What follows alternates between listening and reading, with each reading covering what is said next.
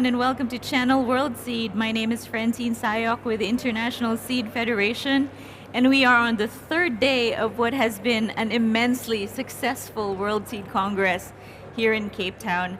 I want to say hi to our on-site audiences and also to our online audiences who have been following along the discussions over the last 3 days.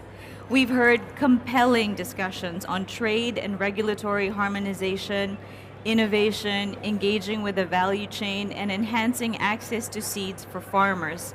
This against a background of a modern world where 1 out of 10 people is still undernourished, and where many farmers still don't have access to seeds, and climate change brings great pressure to food production. In this session, we want to share with you how we are concretely taking steps and taking all of that into action. It's time for action now, isn't it? Through an exciting project in Rwanda. We want to harness the potential of quality seeds for improving food and nutrition security. And so this year, ISF and Fair Planet are partnering on a project that will take this ambition to Rwanda. I am joined by a great set of panelists today, and I would like to ask them to introduce themselves. Shall we start with you, Alon? My name is Alon Haberfeld. I'm the Managing Director of Fair Planet. I've been with the organization from the beginning, and basically I'm a plant breeder. I'm Shoshan Haran, the founder and president of Fair Planet, founded in 2012 in collaboration with leading seed companies, working for the benefit of smallholder farmers in Africa. Thank you. Hi, I'm Santosh Attawar, and I represent a family business of which I'm the chairman and managing director. So we are a 57-year-old business based in India, in Bangalore. And I'm also currently the ISF vice president. So I'm very happy to be here. Thank you, Francine. Thank you so much for making the time. I want to start with you, Shoshan, and let's dive right into the project. Let's start with the why of this project. What do we want to achieve here? What is the aim? And what would success look like? So Rwanda is a country where smallholder farmers do not have access to high quality seeds. Most of them are subsistence farmers. A lot of the families are either on the edge of hunger or malnutrition. And we all know in this forum that the most important one input for the success of the farmer is high quality seed. This is our business. I was always also in the private sector beforehand. And reaching these smallholder farmers, where many of them are illiterate, not connected, they're not even aware of the existence of high quality seeds, is very difficult to reach them. Mm-hmm. And the goal of the project is to provide these farmers with access to the best seeds in the world through collaborating with the seed partners and bridging the seed gap. And to do this, you need to do 2 basic things. First of all, to do variety trials that are using the local farming practices. Mm-hmm. So doing it in their own agroclimate, using their farming practices. Then once the best seeds are identified, the most suitable ones for the local farmers, then you need to start training and capacity building. And we developed at Fair Planet a very unique training methodology that we train farmers on their own farmlands. We mentor lead farmers, few farmers in every village. We work with the local extension system of the country, so we'll do the same in Rwanda. And these farmers serve as key agents of change, because their success, not only the agronomic success, but also the economic success, attracts the other farmers in the village, the neighboring farmers, to shift to using high quality seeds. And then they improve their food production, their economic position, and then it impacts the whole community, but also creates a business to the seed partners who are working in this project. That's great, Shoshan, and you've shared with us the why and the how. So the next question for me and to Alon, because you're involved in operations, the where. Why Rwanda? How was Rwanda picked as a country to start this project? Well, Francine, it's a good question. And there are so many countries, and all of them need this type of project. The decision was mutual. Together with the ISF, we decided on Rwanda. I think mainly due to two reasons. One, there is a huge need. You said 1 in 10 people are undernourished. In Rwanda, 1 in 10 are hungry, not only undernourished. So there's a huge need for food security. So there is that. And then, on the other hand, which is always a puzzle to me, Rwanda is a paradise in terms of production. I'm an agronomist. I'm a plant breeder. I live in the fields. Rwanda, and we traveled through Rwanda a couple of times just to arrange this project. And it's amazing. The potential is huge. And it's not realized. And just bringing in the right varieties from seed partners here can make a huge difference just by itself. We will bring in, as Shoshan mentioned, guidelines, how to do it. But just by replacing the existing germplasms with the correct ones, and this is what we do, we find the correct germplasms, test them on location, and then go to the farmers. So the combination of the huge need and the great potential of the country, it was a no-brainer. The decision was very easy. And where is the germplasm coming from? Walk us through how this is selected and how you find the right varieties that Rwanda needs. Well, up until now, we worked with 9 seed companies, 9 seed partners. We are active in Ethiopia for 10 years now, 11 years now, and 4 years in Tanzania. We bring vegetable germplasm from all our partners. We test them on location. So in Ethiopia, 4 different combinations of location and weather. Test them at least twice to make sure that they are resilient, that it's sustainable, and then go to the farmers and introduce those varieties to the farmers. So it comes from here, in this building. All the germplasm is here in this building, and this is why we are here, trying to talk to. And here we are going to increase try to increase the reach to other areas, not only vegetables, but also field crops, because we want to touch the nutrition base of the country, also pulses, but again, the potatoes and the germplasm is here. Yeah. So you said the seeds, the germplasm will come from the people in this room, the players who are present here in the World Seed Congress. And I want to go to Santosh because you're wearing 2 hats today. You are managing director of your company, and you're also ISF vice president. So from your point of view, what makes Africa an interesting continent for the global seed sector to engage in?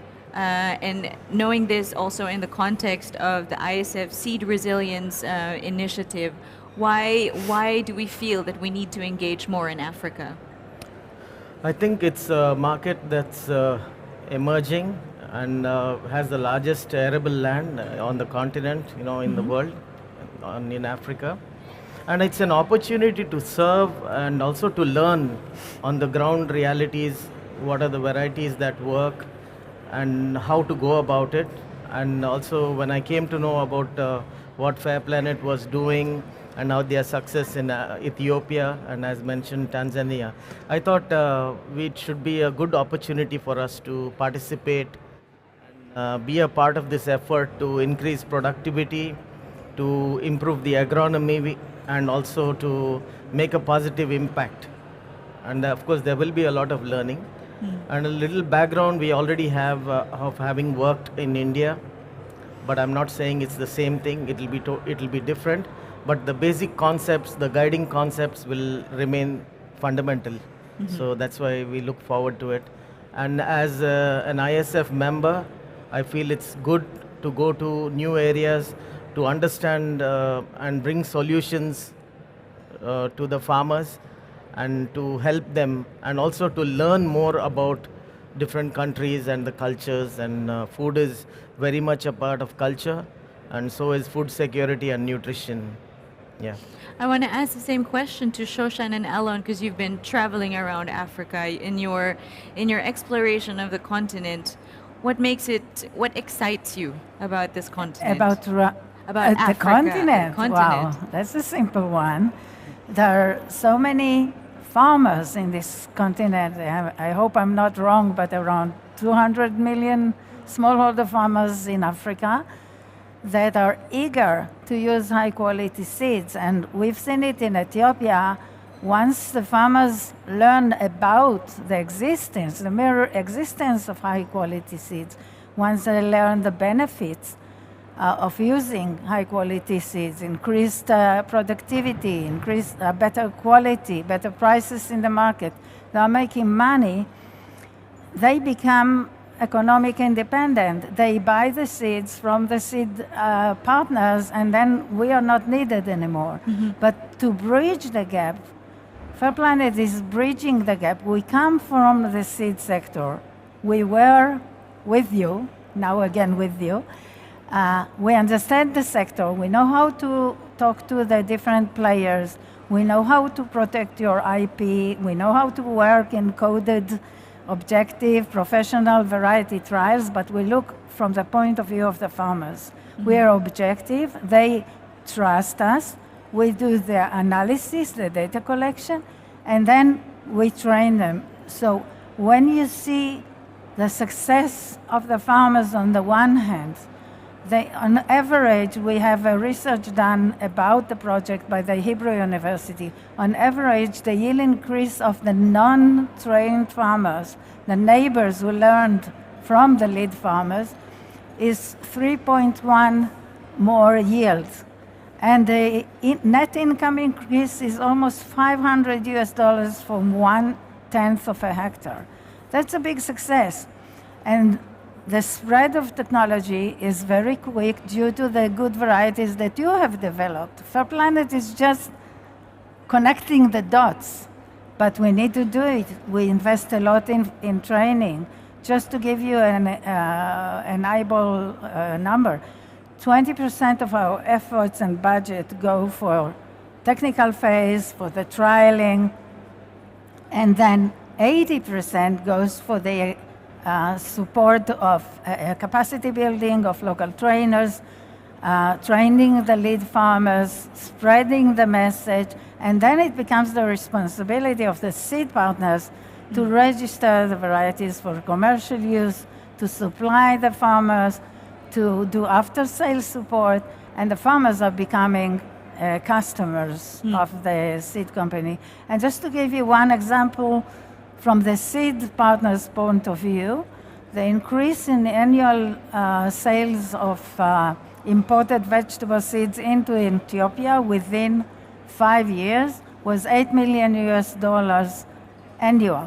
So of course it was gradual, it continues to gradual, but that means that when the farmers benefit from your seeds, then they are customers. They will come back to you. They don't need Yes. babysitting anymore. Yes. They become independent. So definitely there's an eagerness, there's a receptiveness for quality seeds among farmers.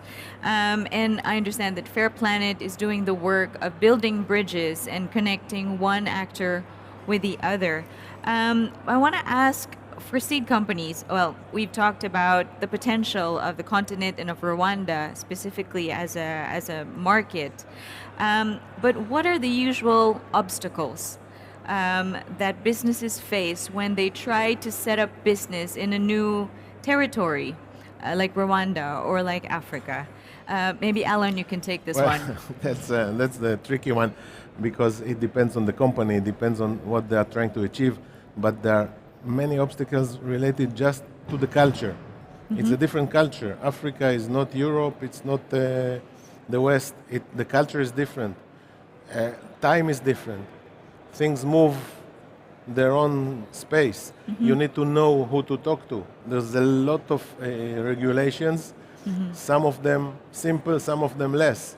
We've been navigating this system for 10 years now in Ethiopia, and we still are not 100% sure that we know everything in terms of the regulations of importing seeds, of registering seed, of talking, of selling, getting to, there are millions of farmers, but most of them are not sitting next to you. You have to travel, and some companies really in Ethiopia hired local personnel to get to these farmers because they will not come to you.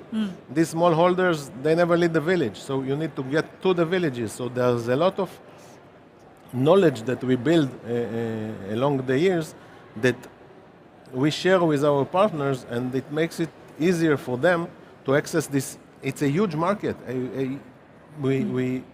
We think it's going even to develop. If you if you go back to Michael Keller's presentation day one, those of you who follow all the days, he said that in 20 or 30 years, he's not here, but 40% of the world's population will be in Africa, and they all eat, they all need food, they all need seeds.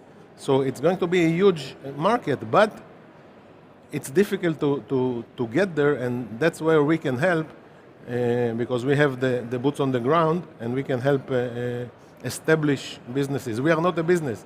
We help them penetrate, and then we go next. In Ethiopia, we left a few areas because everything is working. They don't need us anymore. We continue. That's why we have the capacity to go to Rwanda to start a new project. Do you see this as well, Santosh? You've been in the seed business, I guess, since day one, since the day you were born, because you're from a family-owned company. So you understand the complexity of the seed business. Yeah. And do you experience these challenges as well when you're entering a new territory, entering a new market? Yeah, every territory has its own challenges, and we'll have to treat it like that, treat the situation based on the challenges we face, and that could be different in different countries. So we have to address the issue and then find the solutions. I guess the seed industry, especially after the pandemic, has really emerged strong and resilient because of this quick ability to look at situations, assess, and then bring solutions.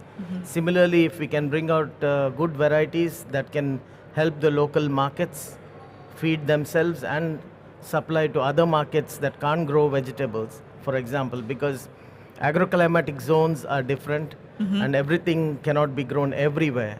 So this sort of zoning will also help to penetrate and specialize in certain areas from where more production can be, leveraged for the farmers, and in turn they can hopefully supply to good markets which need the products. So it's about local as well as producing for other markets, and that I think is very important going forward. And I understand that part of the beauty of this project is that it allows the de-risking of and lowering of barriers for seed companies who wish to build a sustainable business in Rwanda. So tell us more about how this project does that. So what we actually created is a pre-competitive platform. We do it in Ethiopia, we do it in Tanzania, and of course in Rwanda, which we hope will attract more seed partners to join. We do it in a pre-competitive collaboration. If you see in the pictures, the running pictures, we have, let's say, a trial for tomatoes of 40 different varieties and repetitions. Everything is coded. We are very careful about the IP of the seed companies. We always, by the way, have local varieties because we want the farmers to have the freedom to choose. But the benefit from the seed companies, the way I see it, is first of all the partners share the cost. So we are lowering the cost of the penetration and also sharing the cost of the capacity building. And as I said before, this is the heavier part of the program. So sharing costs, but also each seed company will know exactly where its variety stands compared to competition, because we collect a lot of data in the variety trials, like you see in the picture, and the company would know exactly the performance of its varieties compared to the competition, not only yield, but quality, shelf life, and all the other traits that are important. So we give a lot back to the companies in terms of, should we invest in this crop? We are in a good position in onions. We are not so doing well in the tomato or maize or whatever. So you don't need to waste money and push the wrong germplasm into the country.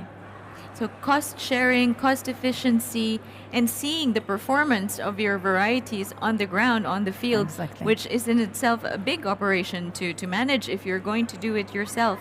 What other motivational factors can you think of, Alon, for seed companies to take part in this project?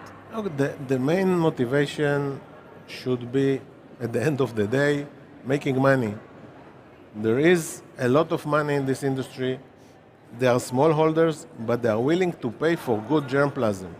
We see in Ethiopia, farmers who used to use seeds from their fields or from the neighbors are now buying seeds from seed companies at prices that we didn't think are possible, because they know the potential that comes with the seed. So there is a lot of profit to be done in Africa, but also it should be about CSR. It should be about helping the community. It should be about helping the underprivileged.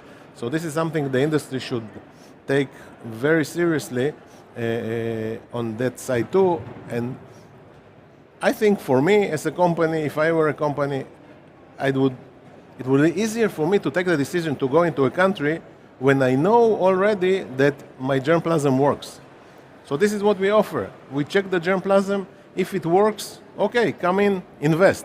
If it doesn't work, we'll try again until we find something that works. But we save all this part of going into a market without even knowing if you have the correct germplasm. And I would like just to add that since I am a farmer myself, but I worked many years for the seed companies, I think seed people are close to farmers. And the success of the farmer is the success of the seed people. So I think, okay, these farmers are poor. It takes a lot of effort to reach them, but eventually it's also doing good. It's also taking part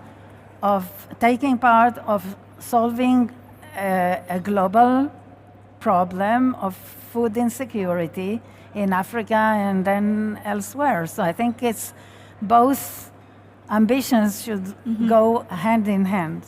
do you agree, Santosh, in this approach of building a profitable business but also being purposeful?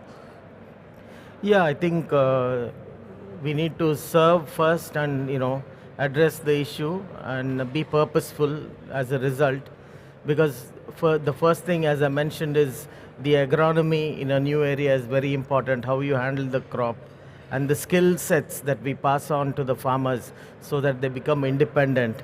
And ultimately, it's the farmer's call of what product works for them based on the market consumption and demand. And then they are free to choose good varieties. And I think every farmer deserves to get quality seed. In many markets, it's not accessible due to various factors. But I think quality seed is the starting point, because once you have a crop, then you have good germination, good vigor, good establishment, and good productivity. It's all connected. So the starting point has to be quality seed and the right seed for the market. So I think it's very important, quality seed. Yeah. Very well Yeah. said, Santosh.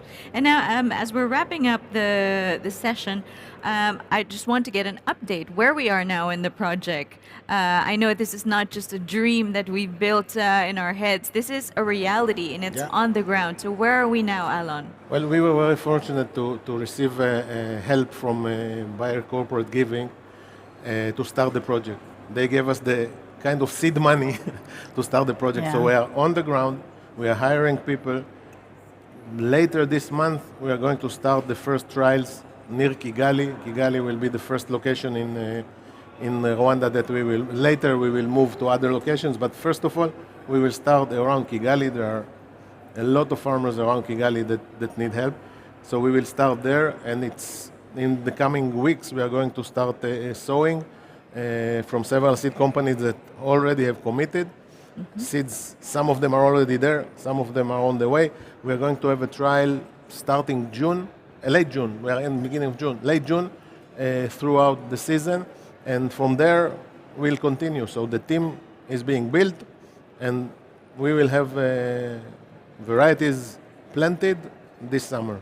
Very excited about this one. Can we all give a call to action to companies to partner with us on this and tell us the ways in which they can do that? Maybe Shoshan, you can Yeah, start. so there are two main options. One is if you don't have specific varieties or interest to go into Rwanda or the region, of course you can welcome to sponsor the project by supporting part of the budget that is needed. Of course, we all know that budget is needed to move the wheels.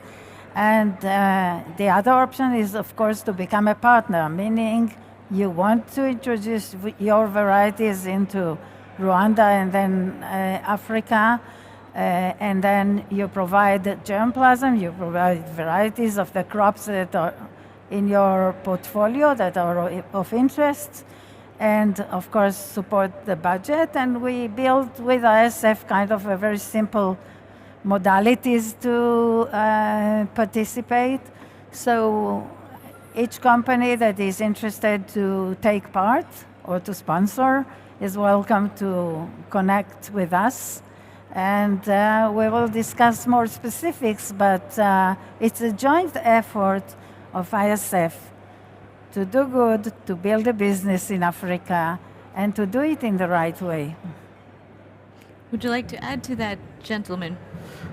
Yeah, I'm very happy to see Mr. Innocent here from the Rwanda Seed Association, so that we are starting on a good note, and it's important that he's here today and witnessing what we are saying. And we look forward to go to the first meeting next month. So I think it's a good initiative, and a lot of learning will come out of it, which could be applied in other countries, in Africa, in Asia, and across the world. So that's it's a positive note, and I personally am looking forward to it.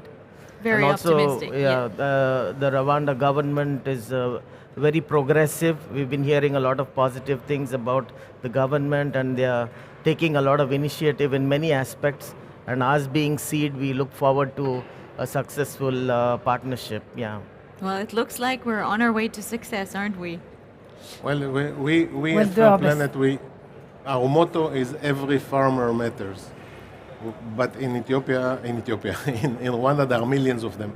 Yeah. So only together with everybody in this room and in this building, we can make it happen and get to every farmer. Very well said. Thank you so much to our panelists. And as they said, work with us. Let's do it hand in hand and build resilient seed systems in Rwanda and everywhere else in the world. Thank you so much.